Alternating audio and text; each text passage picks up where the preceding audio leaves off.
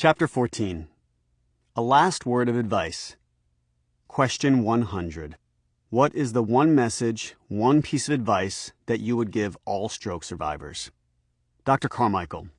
Be hopeful and active. The core element there is hope. With stroke, it's a constant effort, and it certainly takes a lot of attention, but there's hope for community integration, interaction with loved ones, and recovery of function that never really goes away. Dr. Chu.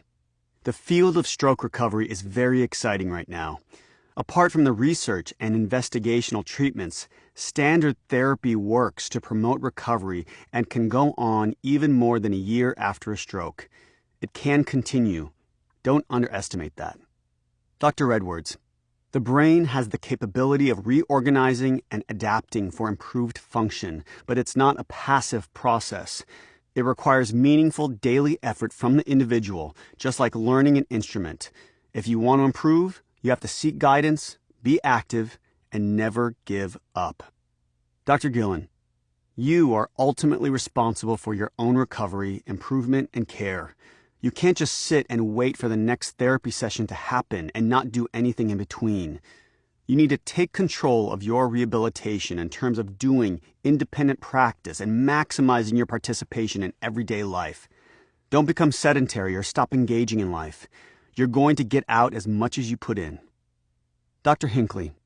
Finding a balance in this new life of living with stroke is really critical.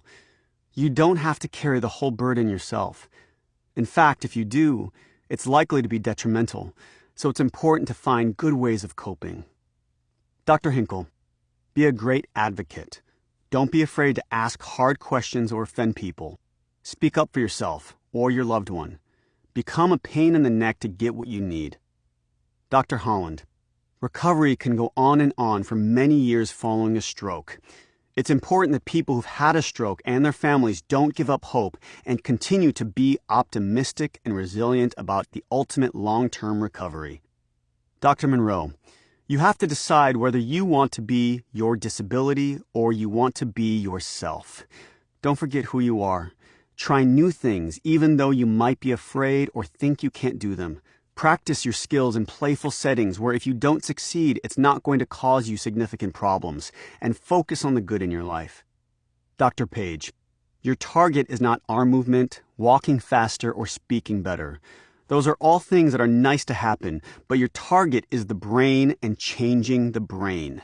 If you change the brain, then all those other things are going to happen.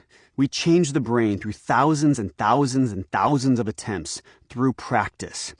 That's how the brain learns, and that's how the brain rewires. Dr. Plomin. Take those first 6 months to really drive plasticity as much as you can by capitalizing on everything around you. If you have physiotherapists, occupational therapists, and speech-language pathologists, have them map out activities for you to do. Beyond the hour or so you spend with them a couple of times a week, take more time to work during those 6 months when plasticity is at its highest. Dr. Roth. It's important to always keep in mind how essential your determination is. Stay motivated, stay active, and stay engaged. Do everything you can to advocate for yourself, to be treated with respect and dignity, to be communicated with and educated, and to be taken seriously. Dr. Stoikov. You have to be motivated if you want to get better. You can't just expect that going to therapy a few hours a week or going to a research study is going to result in a big recovery. You need to do so many hours a day. You have to be doing things at home. You have to keep moving.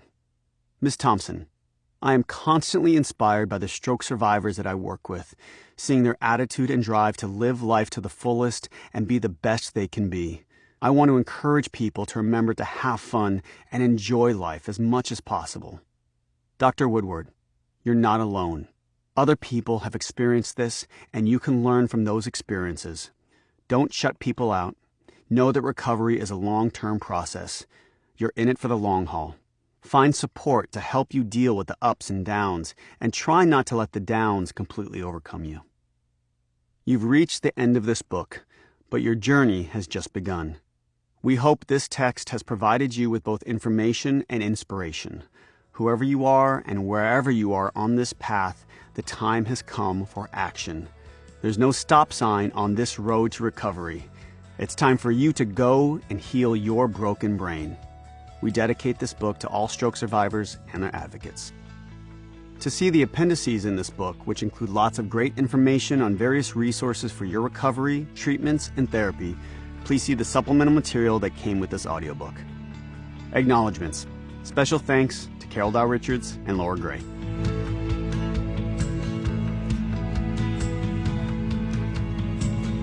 We hope you enjoyed this audiobook.